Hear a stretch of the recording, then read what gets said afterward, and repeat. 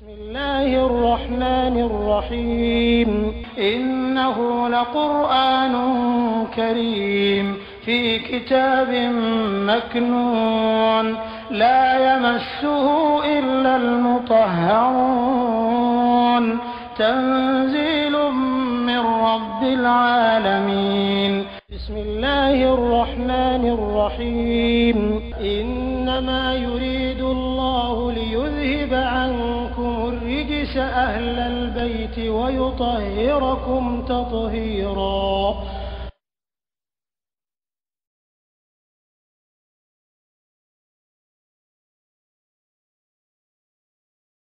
Masaba Allah Ta'ala ko Rabbana ango amtige ala la tuzi ikana terene ke kulubana ikana ndusugun terene ba'da iz hadaitana ikelen ko fe ka kanda limane siraka wa habna ikajiri ke lana auma min ladunka kabira Allah Ta'ala ka hina loni kono rahmatan ina bamballa innaka sabele masaba ala anta ele tigi alwaha ele de son masai ala kan so loni ni amin ya rabbi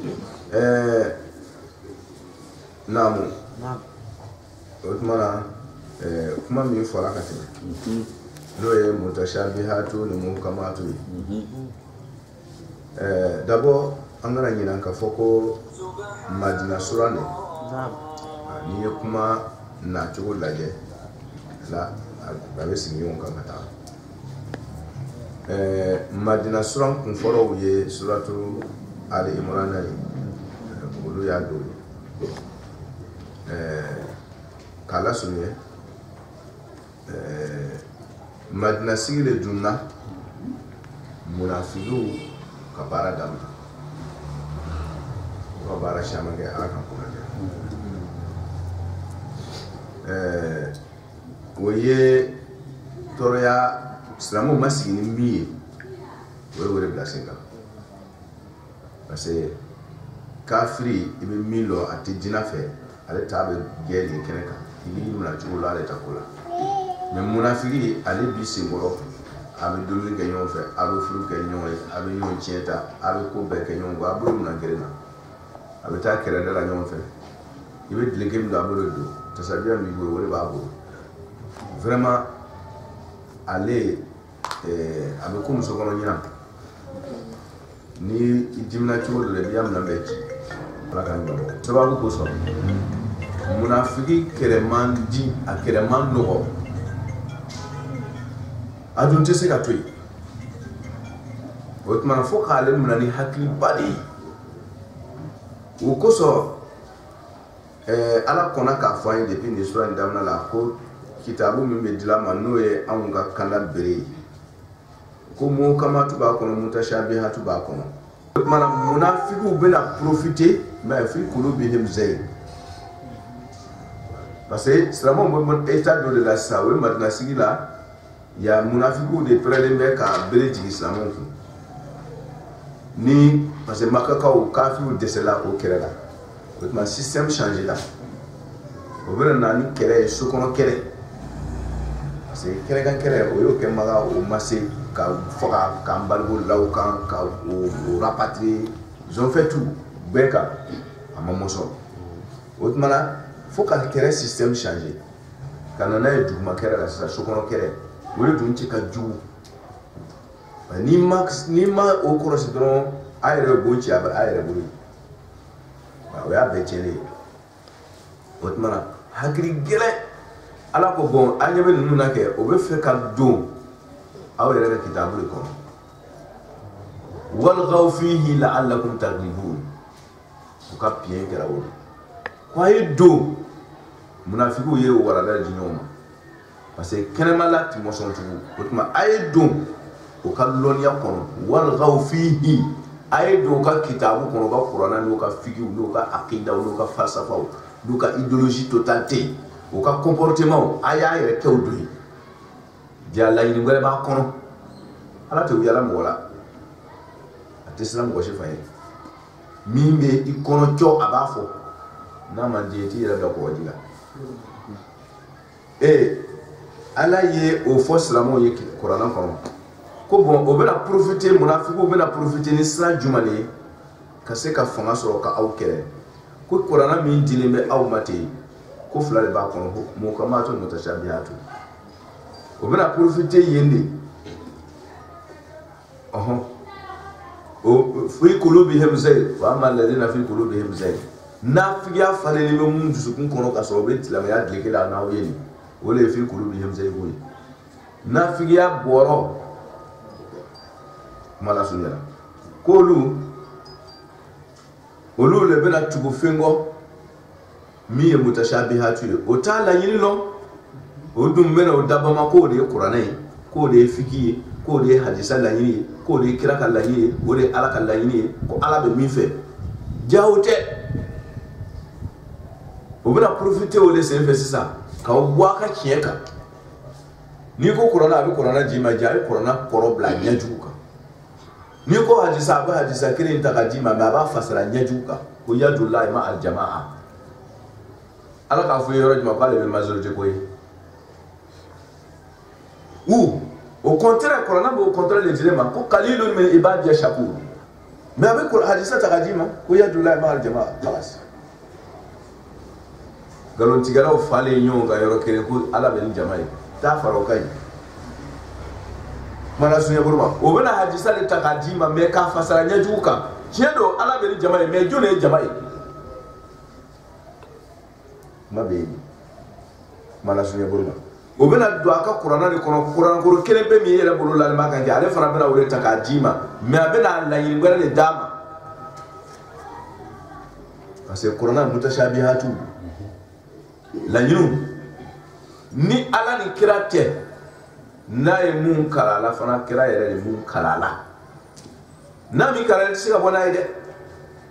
kuranna n'i ma kalala i tɛ bɔ n'a ye k'ala sɔrɔ o tuma na o bɛna profiter ka kuranna kolo d'i ma ka hadisa d'i ma ka d'i ma ka taa sɔrɔ o tɛ o tuma ala bɛ kɔn ka silamɛw averti ko position kura min bɛ mɔgɔ ninnu bolo o de filɛ nin ye ten a dun nana o foro de la sisan o tuma na faites beaucoup attention aw k'a yɛrɛ minɛ o tuma o ye kuma bɛ bola sujet min kan kɔrɔbalen ma o kosɔn n bɛ nin dira ten pour que an bɛ taa ni misɛnmisɛnw ye ni k'a lɔn position min bɛ yen voilà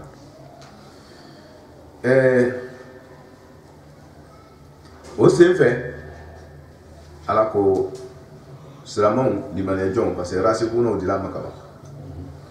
wama ya'lam ta'wilahu illa Allah wa rasikuna fil ilm o rasikuna fil ilm olu mun kɛra dɔɔnikɛla sabatilenw ye n'olu fɔɲɔ mana bonya cogo cogo jiwoyo mana bonya cogo cogo olu sabatilen don non mɔgɔ ka dajɛ tɛ olu bɔ u ka kuranna laɲini kan mɔgɔ ka masiri ka jogo ɲumanya k'i yɛrɛ mɔsɔn k'i yɛrɛ kɛte k'o bɛna mɔgɔw tromper a t'olu tromper dɛ o rasikuna ninnu a t'olu b'o ja kan dɛ n'a ye jɛ i kun si ka kooro i kɔ walayi i ya tasabiya juru a ka mɔgɔ 100 siri olu tɛ non a t'olu b'o ja kan dɛ ala ko o b'aw cɛ ma o bɛn'o yɛrɛ kɛ dinɛmɔgɔ bɛrɛbɛrɛw ye ka taa sɔrɔ laɲini bɛɛ b'o kɔnɔ ala ko warasikuna fil ilm a ye olu lajɛ dɛ kira yɛrɛ y'a numéro 1 ale yɛrɛ ye rasikuna la numéro 1 ko a y'olu lajɛ pour que a ka tila fi qulubihim zaygun ninnu ta labatoli ma pour que a ka kisi olu ma a ye tugu mɔgɔ kɔ n'olu tɔgɔ ye ko rasikuna fil ilm n'o tɛ n'i ma rasikuna fil ilm sɔrɔ k'i bolo k'a kan fɛ foyi t'i tila fi qulubihim zaygun ta labatoli la parce que o bɛ se kuranna fasara la de b'a fasari k'a jirima ka bɛn n'o ta ni sago ye o hadisa fasara ka bɛn n'o ni sago ye o tuma na rasikuna fil ilm ninnu olu ah non foyi t'olu nɛgɛ olu bɛ n'ala ye olu de bɛ kuma na sisan parce que olu depuis la olu k'a yira k'a fɔ ko yakuluna amanna bihi kullun min indi rabbina munna olu ko amanna bihi munna olu limaniyara bɛɛ ma a mutashabihatu laɲini nin ye olu sɔnna o de ma laɲini tɛ dɔn nin ye muhkamatu bɛ min fara o de filɛ nin ye o tuma na olu o ko kullun min indi rabbina amanna bi olu sonama muna o sonama ko parce que kullun illa ta'lilu ma mo jitu fil madrasa li adrusa ina kun kara okay muna olu liman yana bema amanna bi ko olu liman yana ma mutashabiha mo ko sonama bema okay o sonama mutashabihatu muna o sonama ko kullun sabi kullun min indi rabbina mutashabihatu te shetana kai ala kallayi ba ko me mi ma bona e wel ma bona e mala sunya buru kullun min indi rabbina wa ma yadhakkaru illa ulul albab ne mo hoti tashini ma fo hakri do ka ora se ko na ulul azmi la ulul albab la premier hakri do ka otmana ulus rasikuna fil ilmu ulul ba fura an ga tugo ulus no ko rabbana ko yanti ala bala wurida hani gara rasikuna fil ilmi bi dwalal alala ikalas liman jo chugo ibala were iye hereba mi soro ala ka ke fe sabati ni wala kaba yere la te ala kola kala su kum odu kera rasikuna fi ilm odu ngalo ru ka sabati ni kanda ni noro mi soro asababu wala ala yere la otma masaba kum eye mutashabihatul la yini damadu kamu kamatu yini famya damadu rabbana anti ala mi derisa foi kana wali ci yikande la tuzi ikana terene liketuguni kulu bana dusukuna anya yere langa mutashabihatu la yini lo anga mu kama tu tafan lo anyo ko woroman lo an bora jibila an la keleka kuma an kela tedu la tuzi kulu bana ikana dusukun terene tuguni ulul albab fin rasikuna ga bawleti voilà munya yere la ka hakika so la tuzi kulu bana jarangata ala de mo dusukun terene na ma fo ko la tuzi kulu ala kana dusukun terene ibalo ni katasma tu korom wala be menaye parce que fin de le tasma min to ko jenni o korom jenni ni te fe ala ka korom jenni boro kana tasma tu wala mais ebe tasma tu wala ko ala kana to aka jenni ala ko jenni mi be tasma na ka ale ko bla ala ko aka jenni ke o yala ka nyimo ya le voilà ni ala ma jenni do tasma na nga do min te mo otmana tasma ta na jenni we ala ka ko dani adunya hakli jima fana ko ni ya tuguni na kwa ba jenni iya tugala kwa ala kana to ba jenni no ala ta ka organisation nyami e ko so no te mo sha mena so bla tasma na kana mo kala su na fara ko la tuzi kuluban ala te mo wadu zukun terene me ko dole be ni dona ni ye jufa so nyime itu zukun be terene ni ye galon tige itu zukun be terene ni hasiliya ke itu zukun be terene ka limaniya bla pew otmana tasma ni ya tu koromula ba jeni ala be sika ka ta jende me kana tu ala le na jeni fana ikana bagala ma de ko parce que me ga do wala ma to wala me ga do na ko tasma gaje ama fuye hakri bi boro ko ni ya to ala be okay kujugu hasidiya nyon korofo galontiyaw haramundumu nyon tonyo ate woro foila foka dusukun fiye way bal rana ala qulubihim ma kanu yaksibun ala ko ni ka tieni kala o ye kuma be ko fe be qur'an kala o be turunge fo do la be nyene ke qur'an ka tellement ka dusukun fiye na muno bal rana ala qulubihim ma kanu yaksibun we ala soso wora la fo dusukun fiye na e be kuma ni le be kasina to ba ye ko be qur'an kala kasi qu'est-ce qui te fait pleurer? Il voit pas. On te souvient d'atoula. Fier brûlé mais dit bon là pour faire le doigt. Ala gagne. kojugu be adamaden dusukun datugu a ka fari ka tɛmɛ nɛgɛ kɛlen ka fɛn bilenni kojugu a bɛ dusukun datugu le wo e bɛ kojugu kɛra o ko ala kana a to e dusukun bɛ datugu ala k'o tuma k'i sɔn o bɛ kojugu dabila o la hinɛ ka don dusukun na sisan k'o to ala ma n'i ye yɔrɔ bari kɛ i bɛ dugawu kɛ sisan sɛnɛ ka ɲɛli la mais ka tufin to yen ka taa sɛnɛ k'a kɔnɔ k'a ka ɲɛ non kana turun kɛ quoi ala dina tɛ turun kɛ ko ye i bɛ sɔbɛ sira ta o sɔbɛ sira talen kɔfɛ sisan i bɛ dugawu kɛ n'i ye dereke don ka ban kɛ i bɛ sɔrɔ k'ala deli ko ala ka nɛnɛ bɔ i la mais k'i lankolon bila ko ala ka nɛnɛ bɔ i la kana birifan birife o sababu taama ka sɔrɔ k'ala deli mala sunya bolo ma ala de tulonkɛ masa ye dɛ hakili jigin de ye ma bolo sen dili ma bolo dili ma toro dili ma ɲɛ dili ma tibe quoi ok a bɛ faamu o tuma na o limaniya min dila olu ma faamuya min sɔrɔla mutashabiya mukamatu faamuya la o ko ala ɲa masa la tuzi kulubana kana dusukun tɛrɛnɛ sababu min b'a to an bɛ don dusukun tɛrɛnɛ dafɛ kana to an ka don dafɛ o de ye la tuzi kulubana kana dusukun tɛrɛnɛ n'o tɛ ala tɛ mɔgɔ fili mais ni donna fili sababu dafɛ dɔrɔn a bɛ yɔrɔw fili de la o ye kow taa cogo di ala bolo o tuma na la tuzi kulubana a laɲini ala kana to an ka don fili sababu dafɛ parce que n'an donna dafɛ dɔrɔn an bɛ fili la de ala ka ɲɛ ba'da izi hadaytana ima ya ka ila dama ba'da izi hadaytana muna ba ɲini de ala fɛ kana to an dusukun ka tɛrɛnɛ tuguni ba'da izi hadaytana i kelen kɔfɛ k'an bila tiɲɛ kan an ɲɛ yɛrɛlen kɔfɛ on a tout compris min ye min ye an ka faamu c'est le ko a bɛ masa on a tout compris o tuma a faamuyalen kɔfɛ la tuzi kulubana ba'da izi hadaytana la tuzi kulubana ba'da izi hadaytana le illai sababu de y'ale muna ma ɲini ala fɛ la tuzi kulubana ko parce que ba'da izi hadaytana i hankana ka bɔ an ye kow ye on a tout compris tiɲɛ faamuna ka bɔ nkalon na mutashabihatu laɲini dɔnna haya ala a ɲa masa i k'an dusukun sabatili to o kan sababu min b'a to an bɛ tɛmɛ ka bɔ o kan sisan ninnu ka nafolo de donna a bɔra komi a yɛrɛ bɛna s'a ma sisan voilà mana sɔnni bolo wahab lana ala an b'a ɲini fɛ sa komi an ye sababu ɲuman sɔrɔ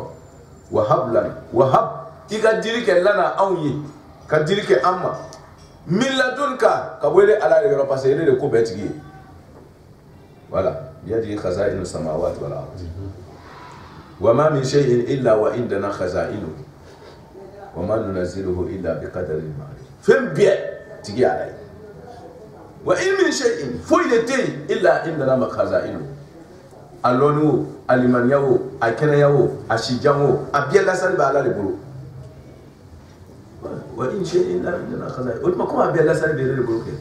an bɛ min ɲini fɛ sisan wahabu i ka diliba kɛ lana anw ma wahabu i ka diliba kɛ lana anw ma min ladun ka bɔ ala taala yɛrɛ jaati ka sɔnni kɔnɔ ilmu ladunni ladun o ye ala yɛrɛ ka sɔnni ye parce que a bɛ bɔ ala de yɔrɔ ale de ko bɛɛ tigi ye fɛn bɛɛ bɔra ala bolo k'a pasa sababu fɛ sa ka taa ta yɔrɔ la ala an bɛ fɛ ele ala bɛ dili min kɛ ka bɔ i ka magasin ba min tɛ ban i ka dili kɛ a ma ka bɔ olu kɔnɔ min ladunka ka bɔ ele ala yɔrɔ sabati nin ye kunnadiya de ye dɛ ka mutashabihatu faamu ka bɔ mukamatu la ka dina tiɲɛ dɔn ka bɔ a namara yɔrɔw la parce que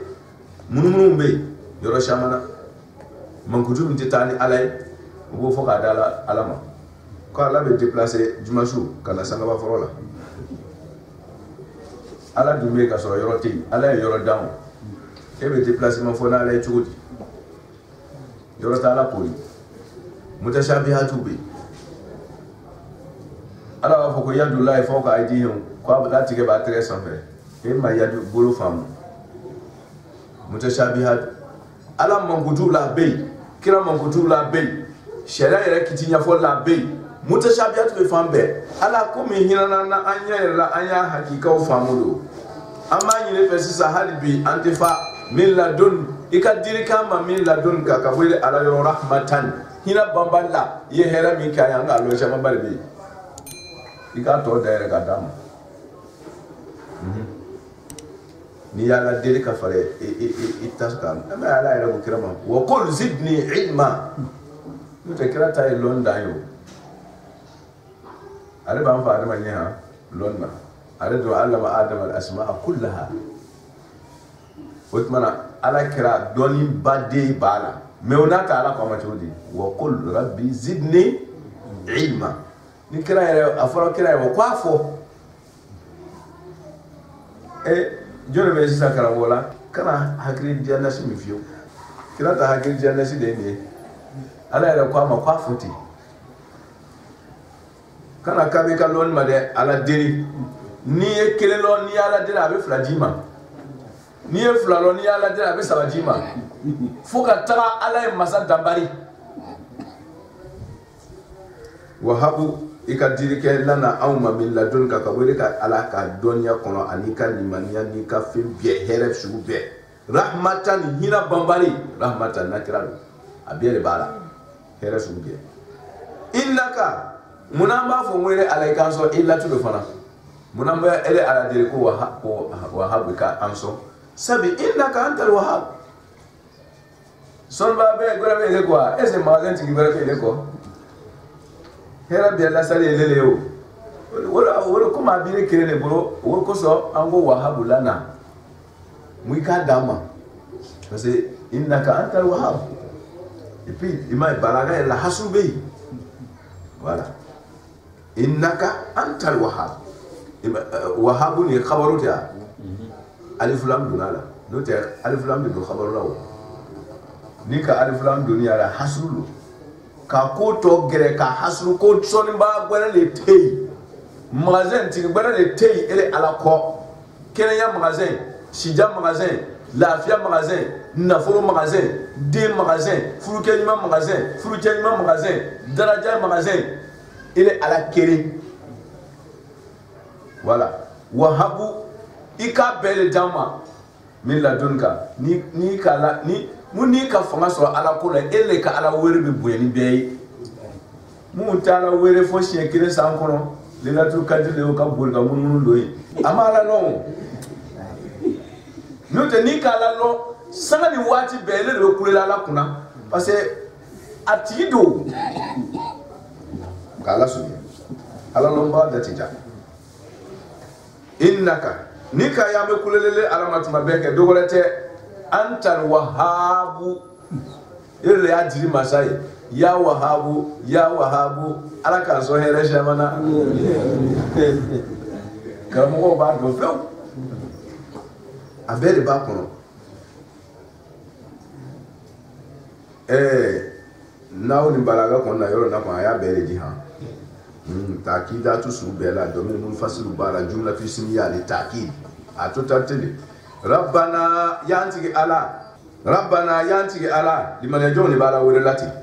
mu rasibuna fil ilmu no luka fam ya so ko be fam ani mun kere mo ko dum la tama rabbana yanti ala ami wele innaka sabire ala jami'un nasi wa yadwa li bela jerin kunye wala otmana o ka fo depuis joroja rabbana ako ala ikan so ikana to andu kun ka terene voilà kan kai ni duwa ubani be ko fe kwa bele jere kun sadi mio mi me yin la ala fe fe le fora ka teme a bele jere kun le be dini masisa we illa li jami kullu ma sabaq ni duwa uba ni yera kun toro ko bani a bele jere kun ere ala ami wole nayi sabi innaka jami'un nas ango habulana mu kanso mu pasere ala ison masai munamba ni fe ko ele ala kanso ha ni ison masai parce innaka jami'un nas sabi ala ta'ala le bi mawqaf bai ni jiya da wala hare kamaw kuma metara lara le lara du sene folo jiye o ko so amanyi ni fe o loni sabatile ko dama diɲɛ kɔnɔ kɛnɛya ko dama nganga lahara foro sɛnɛ ka ɲɛ lafiya ko dama nganga lahara foro sɛnɛ ka ɲɛ nafolo ka dama nganga lahara foro sɛnɛ ka ɲɛ kɔnɔnagɛ i ka dama nganga lahara foro sɛnɛ ka ɲɛ an b'i welela fɛn o fɛn na ten nin rahmatan sugu le b'a kɔnɔ n'an b'i welela ko i k'o d'a ma a bɛɛ kun ye mun ye sabu innaka jami'u nas parce que a kun de ye parce que ala bɛna kɛ ɲɔgɔn ka lahara jɔ don n'a dun kɛra ɲɔgɔn kan mɔgɔ tɛ hinɛ na mɔgɔ la dɛ n'a t'i bolo i ɲɛ wɔrɔ ala k'an kirisi ala k'an taa ni hɛrɛ camanba ye a dun hɛrɛw de ye nin ye ten an b'o de foro sɛnɛla ten an b'a lahara foro sɛnɛla ten liyawmin jami'un nas ede mau ka fu baye liyawmin dondo koso yani li jazaa'i yawmin dondo ka sara kam ay bela ke nyon kan ka beta ni yoro dama ko nan mi ya ni ala kan ta ke here la raiba siga dingere ta fihi do mi sara kono inna allaha sabiri ala la yukhlifu al-mi'ad tilla yukan konfonyo ya ni ya fojo wa mitini haya otmana limania jon ni ya ata na ko se la toujours munafiku ka kunya kan comme sujet era bore kan awa ko anyabala limania jon ye o yere sinzin ka kesri jara ni ko yere strip pour que ka samara nyana mando parce que o balo bena affrontement ken mu yene so kono nan mando de munafiku de be otmana o ye sabati nan yini ala fe dusukun kana terene nyashima parce que dusukun na terene fe musawabe ya dola bena do lati parce que kanoke ni be tara baji corona e be se ka sauvetage min ta ki resove na jikuru kono e bo retake otmana ni do boba ni be ke kunye parce que o bena affrontement de kessa affrontement de ke mo kene ma jugude de corona jugudo so corona jugudo ko so ko na ko yere garantie d'abord ni duwawu ni yere contrôle ko e ala yoro ka soro ka do foro la ala kan sa bawo tira ila barkala mo wonna na forma Allahumma salli ala Muhammad wa ala alihi wa sahbihi